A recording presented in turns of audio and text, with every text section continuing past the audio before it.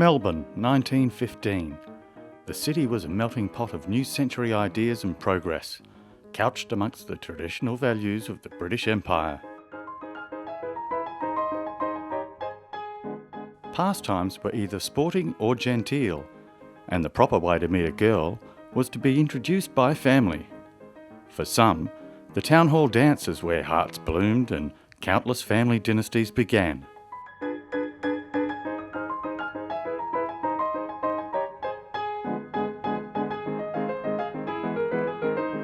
Harry and Emily Leggett were from vaudevillian background, but had long since gone into teaching and demonstrating the latest in fashionable dancing.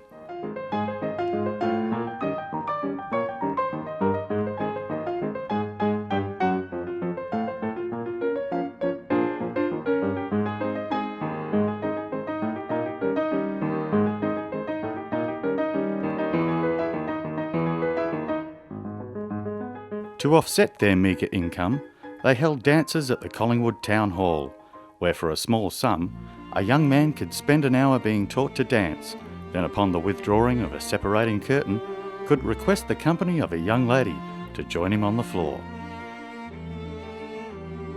The great Australian comic Roy Reen got his first job at a Leggett dance, the first of many to get their start with this pioneering showbiz family. As Harry and Emily's fortunes improved, they moved their teaching and dance operation to Prahran Town Hall, a decision that proved to be enormously successful. In those days, if a gentleman attended the dance without gloves, he was refused entry, or a pair would be available for hire. This charming consideration for the spotless gloves of their female dancing partners was expected and would last until the royal visit of early 1920, when Prince Edward attended the town hall dance and refused to wear gloves. Thereafter, the public refused just the same. Hence, the era of men's gloves and dancing pumps came to a close. As the First World War ended, the returning troops brought back with them the latest dances, which resulted in town hall dances popping up all over the nation. Suddenly, the dance sensation spread, and more importantly, through every social class. The poorest of the poor could attend a dance and meet the girl of their dreams. Dancing had come to the masses.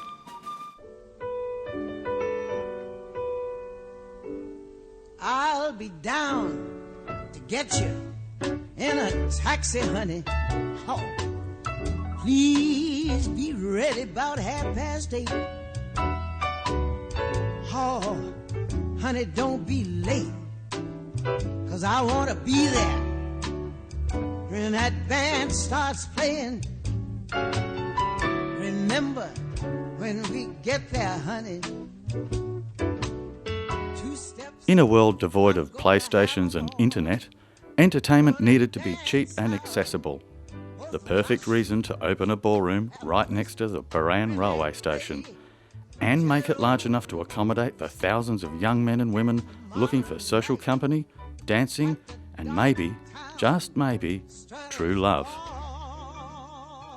In March 1920, they did exactly that. Our patrons were just middle-class, ordinary people and working people. We were teaching 60,000 people a year to dance. We had 30 teachers, 24 musicians and 2 bands and about 4 vocalists, and acts on every Wednesday night of more acts than you'd even see on the theatre. We had a permanent ballet at one time working on the stage with a band. They all came by tram and train to that ballroom in pitch dark. All those girls, attractive lasses, and not one was ever spoken to or anything. I can't even go on the train myself today. We had no trouble. We had no liquor was allowed. There were no pass-out checks. Any girl that came along there was under our charge, and we looked after them. The new Leggett's Ballroom boasted polished wooden floors, lounge areas, and a cloakroom, and a garden that was said to have had more lies told there than any other place in Melbourne.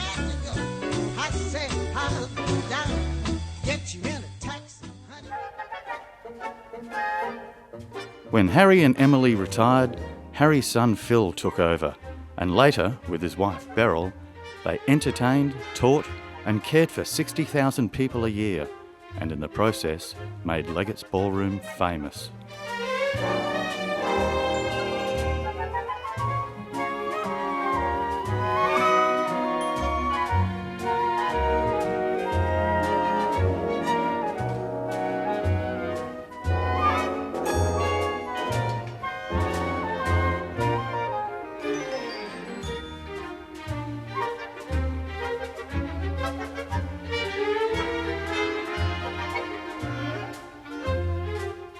The Leggetts were a loving family and well respected among society.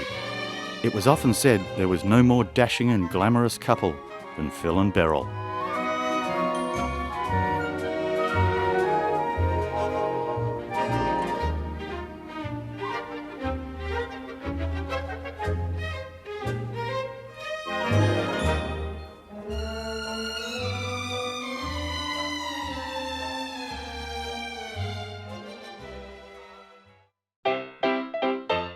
Phil introduced the Charleston to Melbourne, along with other popular dancers. One of the ballroom's strengths was the ability to keep up with the latest trends. The Great Depression hit Australia as hard as everywhere else in the world, and the average working man couldn't afford the luxury of eating at times, let alone going to the dance. In response, the Leggetts threw enormous theme parties where gifts and parcels were handed out to every patron, and very often one was allowed in free if you couldn't afford it. Every cent came out of the Leggetts' own pockets, and they never spoke a word of it to anyone. As times got better, so did the fortunes of the ballroom. Extensions had taken place and literally thousands flocked to dance, romance and forget their troubles.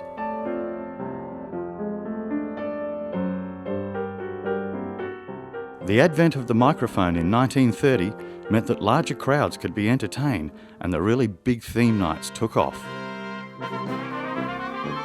Circus processions, lion tamers and acts of all kinds were featured according to the event's theme, such as Circus Night, A Night with King Neptune, Moonlight Dancers, or Pirate Night with Captain Kidd, played by magician Will Almer, who during his performance accidentally put a steel spike through the leg of an unwilling audience member.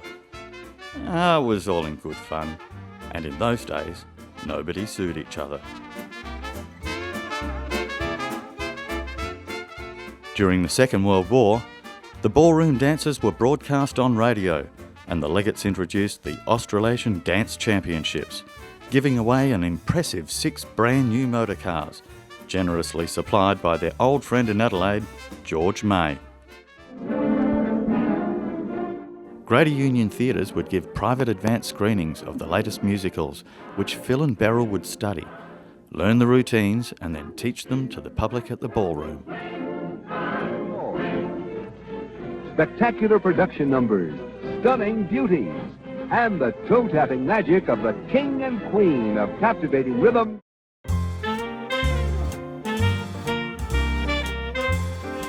At their beachfront holiday home in Sorrento, the family provided a playground and private haven for friends, family and visiting artists of the day. Among them, as seen here, was a very young Graham Kennedy. Now, at that particular time in 1952, I gave Graham Kennedy his first job as a compere. So he compared the show. We became great friends. He used to stay at my place, have his Christmas dinner with us and spend his holidays with us at our house at Sorrento. Hijinks, games and hamming it up for the camera was the staple diet of every visit to Sorrento, and everybody got in on the act.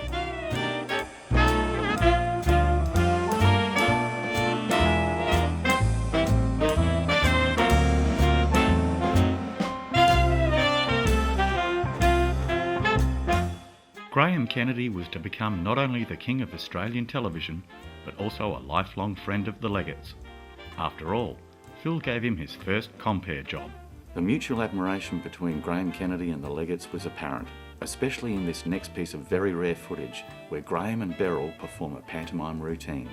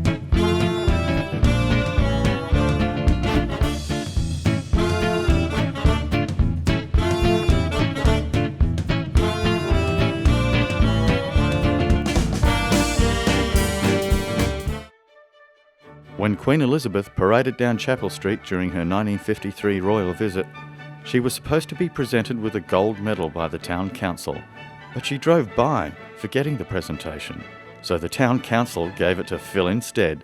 Such was his standing within the community.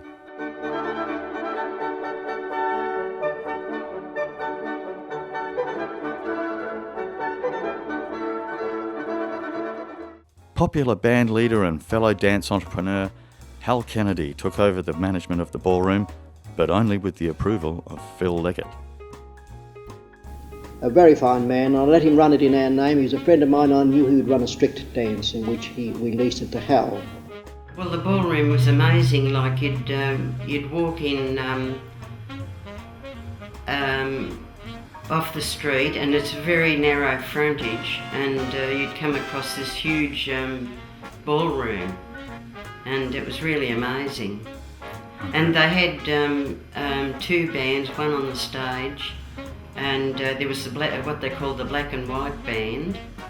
That was down the other end, and that was for the old time dancing. Square dance caller Eddie Carroll found fame at the ballroom with the craze that swept the nation. Thousands do-si-doed, twirled and skipped in unison to Eddie's instructions and the many famous live orchestras.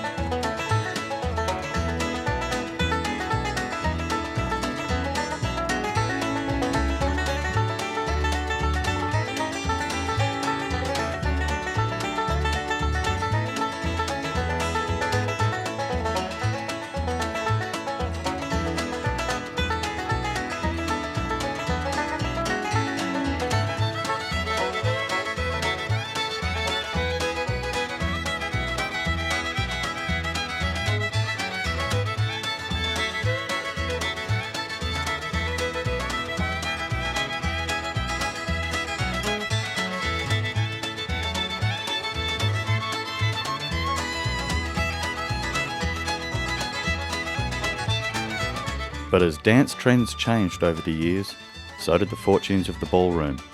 And by the 1970s, numbers had dwindled, as old-time swing and square dancing was replaced by what Phil Leggett liked to call faraway dancing. You hear a modern disco tune, you hear one, you hear them all, they all sound the same. There's nothing, no disco tune will be heard in 10 years' time. No one will even remember it.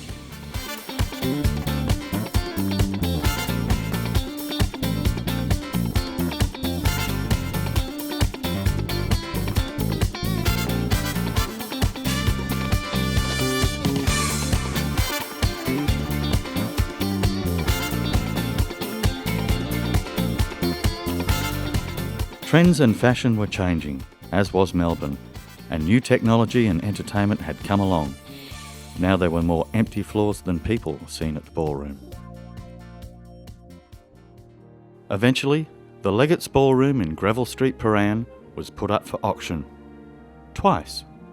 But both times it failed to sell, as it was simply too big to do anything with.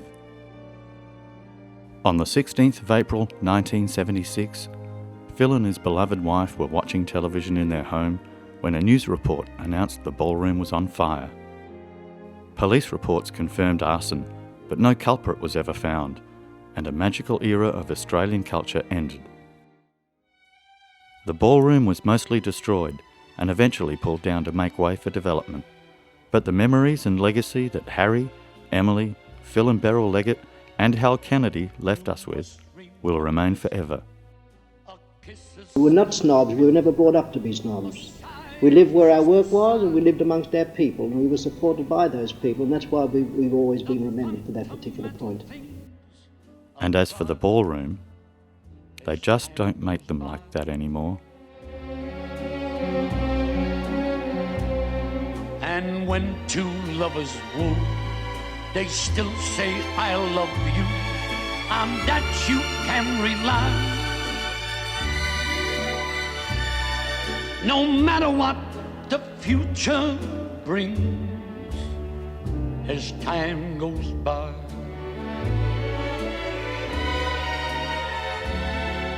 Moonlight and love songs, never out of date. Hearts full of passion, jealousy and hate. Woman needs man, and man must have his mate.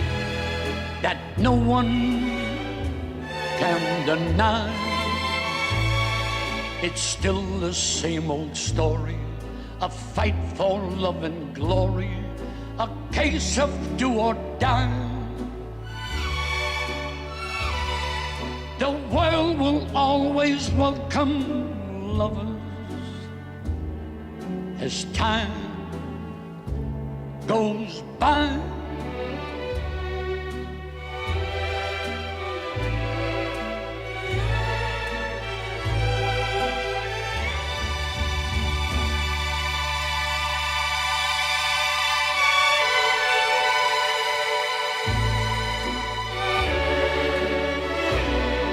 The world will always welcome lovers as time goes by.